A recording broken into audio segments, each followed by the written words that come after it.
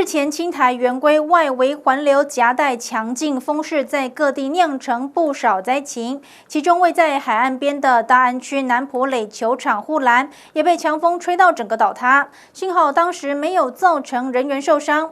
不过，由于球场经常举办赛事，也让球友们是相当困扰。为此，明代这天也邀集相关单位到场会勘，希望能够争取经费协助修复场地。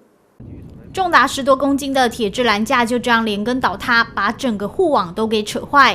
位在海岸边的大安区南埔垒球场，日前因为青台圆规外围环流夹带强劲风势，造成本垒板后方将近3米高的球场护栏整个倒塌。幸好当时没有造成人员受伤。我们这次的台风，有造成一些，我们南埔垒球场这边有造成一些灾损，然后包括后面这个广告墙跟围网。 然后希望运动局这边能用预备金的部分，先帮我们修复这样。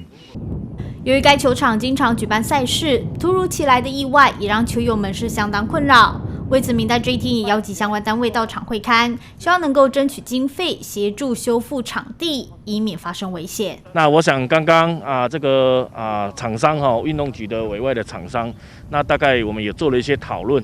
那针对整个 本垒后方的这个整个围网网子，包括整个设施安全上面，这该紧透过这个灾损金赶快来把它修复啦。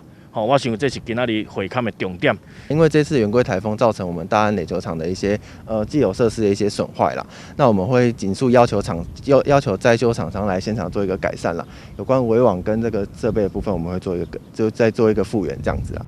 对此，市府运动局也表示，将动用灾害准备金进行紧急修复，金额仍需评估，大约数十万元。其中，防护网会影响到观众席以及周遭观众的安全，会立即请厂商评估进行修复，预计最快10月份可以完成施作。记者陈柏翰台中采访报道。